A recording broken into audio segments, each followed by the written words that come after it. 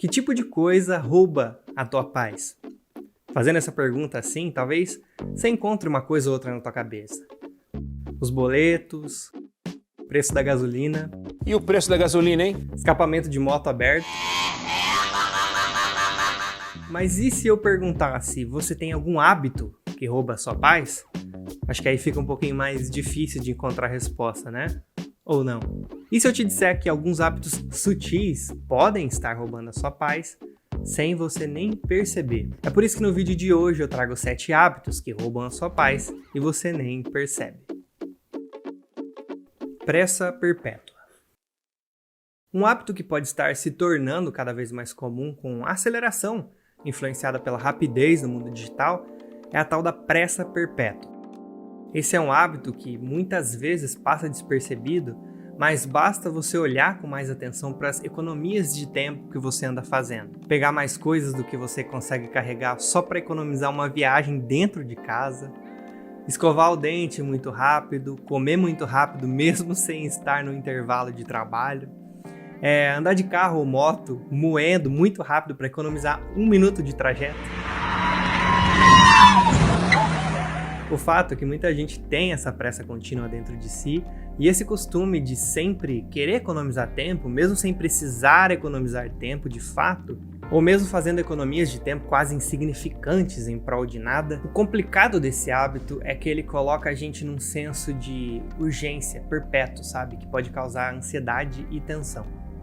Porque pensa bem, essas economias de tempo não fazem tanta diferença assim. Se você, em vez de economizar esses segundos cada vez que vai fazer alguma coisa e começar a cortar 1 hora de celular por dia, por exemplo, provavelmente você vai sair muito mais no lucro. Não adianta nada otimizar aquilo que não precisa ser otimizado. Eu mesmo ainda caio nesse hábito da pressa perpétua e vejo como isso me coloca num estado de urgência, meio tenso, sabe? E quando eu percebo isso, eu diminuo a velocidade dos meus movimentos, começo a me mexer mais lentamente mesmo, forçando a fazer essas coisas de maneira mais presente, prestando atenção na minha respiração,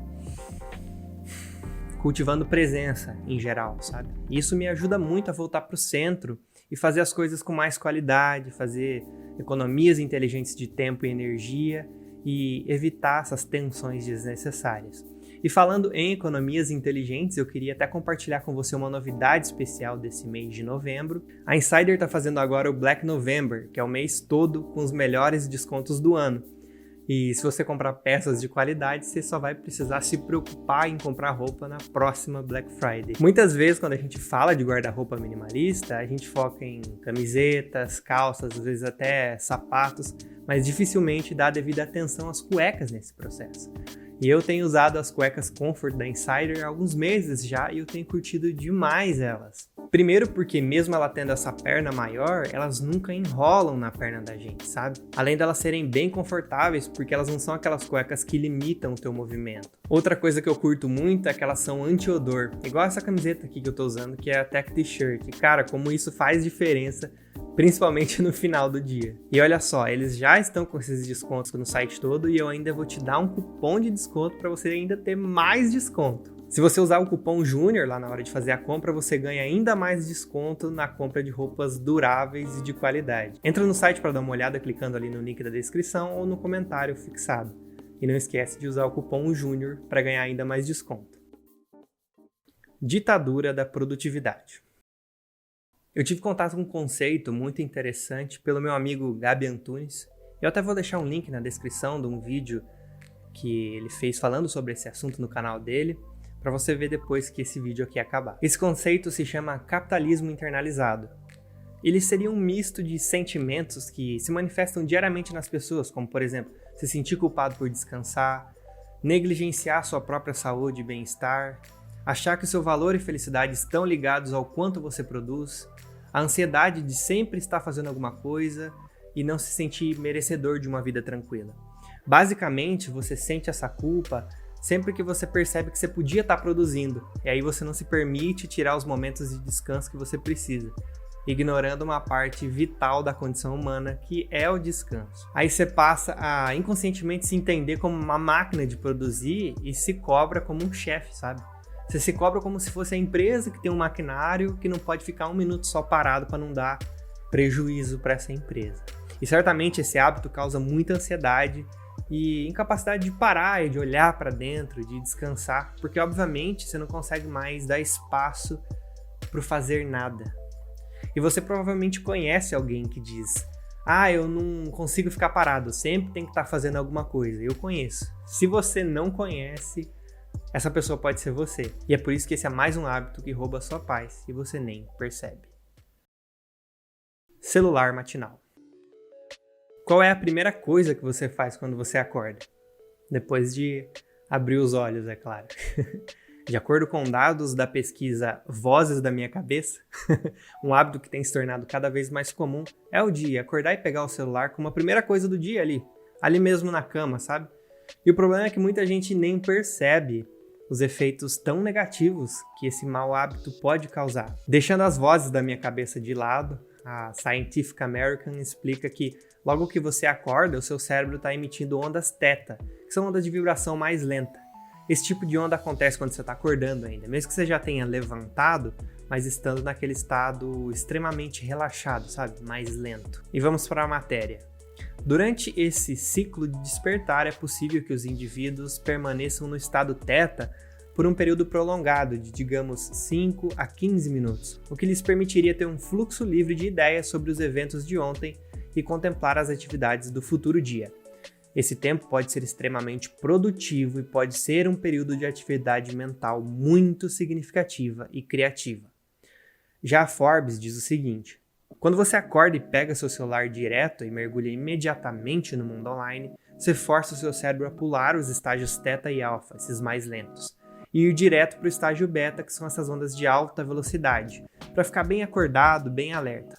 Você está preparando o teu cérebro fazendo isso para estar distraído. Ver ou ler algo negativo logo pela manhã pode desencadear estresse e deixá-lo tenso para o resto do dia. Ou seja, fazendo isso, você está usando um momento em que o teu cérebro está com uma capacidade grande de absorção e colocando um monte de coisa inútil nele para te influenciar para o resto do seu dia. Então, em vez de pegar o celular logo que você acorda, o mais indicado é não entrar em contato com ele, evitar mensagens de trabalho e principalmente notícias ou qualquer conteúdo de redes sociais por pelo menos 1 hora, se for possível, para que assim você não influencie o teu cérebro negativamente quando ele está emitindo essas ondas de frequência mais baixa. E aí você pode, em vez disso, optar por atividades mais calmas e de autocuidado. Isso vai ajudar a definir o tom do seu dia de forma positiva. Nomofobia. Sabe quando você está conversando com alguém e surge aquela vontadezinha de pegar o celular só para ver se tem uma notificação nova? A pessoa está ali na tua frente, mesmo assim você não consegue se concentrar totalmente no que ela diz, porque o hábito de puxar o celular é mais forte. Ou quando você pega o celular para mandar uma mensagem para alguém e quando você percebe, se desfocou totalmente do que você ia fazer e você nem lembra mais o que era. Se você se identifica com essas situações, possivelmente, como muita gente, você pode sofrer da nomofobia, o vício em celular, ou o medo de ficar sem o celular. Além dessas situações ilustrativas, dá uma olhada se você tem algum dos principais sintomas. Sentir ansiedade quando fica muito tempo sem usar o celular. Necessidade de fazer várias pausas no trabalho para usar o celular. Nunca desligar o celular, mesmo para dormir. Acordar no meio da noite para ir no celular ou pegar o celular como primeira coisa do dia. Ficar muito chateado quando esquece o celular em casa. Checar o telefone frequentemente para ver se tem notificações. Sentir ansiedade quando está em um ambiente sem sinal de internet. Levar o carregador para todos os lugares por medo da bateria acabar. Mas uma coisa que talvez algumas pessoas não se dão conta é sobre a ansiedade que esse hábito de checar o celular a cada poucos minutos ou até segundos pode causar. Mas eu acredito que você não precisa se sentir mal por isso. Eu vou te falar o porquê. As redes sociais, como a gente conhece hoje, existem há mais ou menos uma década. O Instagram, por exemplo, foi criado no final de 2010. E isso quer dizer que o acesso a esse mundo digital no nosso bolso ali, disponível a todo tempo, é extremamente recente. A relação entre a humanidade e as redes sociais ainda está muito no começo, ou seja, a gente tem muito que aprender ainda sobre essa relação, tem muito chão ainda para a gente ficar minimamente bom nisso. E nós, eu e você, somos só a primeira geração tentando criar algum conhecimento sobre isso, tentando tornar essa relação pelo menos um pouquinho mais saudável para que a gente possa usar isso sem virar um zumbi. Sem contar o fato de que esses aplicativos foram desenvolvidos para desencadear esses comportamentos viciantes. Eles foram feitos com esse objetivo. E se você quiser saber mais sobre isso, eu indico aquele livro Minimalismo Digital, do Cal Newport. Além da ansiedade causada por isso, esse hábito faz com que você crie um padrão de mente distraída, o que potencialmente pode causar ainda mais ansiedade quando, por exemplo, você não consegue mais focar nos seus estudos porque acaba checando o celular e se perdendo no que estava fazendo, ou mesmo porque o seu rendimento no trabalho caiu muito pelo seu padrão mental extremamente distraído. Alguns dos meios para diminuir esse hábito são falados no livro Minimalismo Digital, mas eu também fiz um vídeo sobre esse assunto, que eu vou deixar no card, no canto superior direito da tela, que eu não sei onde é, e você pode ver depois que esse vídeo aqui acabar. Falta de silêncio. Quando eu morava na casa da minha mãe, eu lembro que a todo momento em que tinha alguém acordado na casa, a TV estava ligada. E não precisava alguém estar necessariamente assistindo para ela estar lá ligada. A TV era a companhia padrão da casa lá, toda hora. E eu imagino que isso possa ser um hábito comum nas casas brasileiras. E não é só com a TV, né? Mas também com o celular. Às vezes um videozinho ou outro é uma boa companhia, né? Para diversos momentos. Eu sei como é que é essa situação. O problema começa quando isso passa a ser uma companhia constante e exagerada, que te priva de ter sequer um momento de silêncio no teu dia. Assim como quem não consegue ficar parado, quem sempre está ouvindo alguma coisa, também tem potencialmente menos clareza do que se passa na sua mente. Tem menos oportunidades de ficar sozinho consigo mesmo. Às vezes até tem medo de ficar sozinho consigo mesmo. O silêncio deve ser uma parte importante de todo dia. Nem que por alguns minutos só. A casa precisa de silêncio, energeticamente falando. Falou o místico, né, das energias. Mas o silêncio é tão parte da vida quanto o ruído. Barulho, gente falando toda hora incomoda. E isso por horas seguidas começa a irritar sem você nem perceber. Você está irritado e não sabe por quê. E é bem por isso que esse é um dos hábitos que tiram a sua paz e você nem percebe. Foco na escassez. No mundo das redes sociais, nós somos diariamente bombardeados com pessoas dizendo que nós somos insuficientes, de forma direta ou indireta, intencional ou não. E aí é muito mais fácil focar num futuro em que você vai ser aquela pessoa incrível, ou que você vai, enfim, conseguir alcançar aqueles teus objetivos materiais, a casa, o carro novo, aprender um idioma, viajar, ter um corpo bala...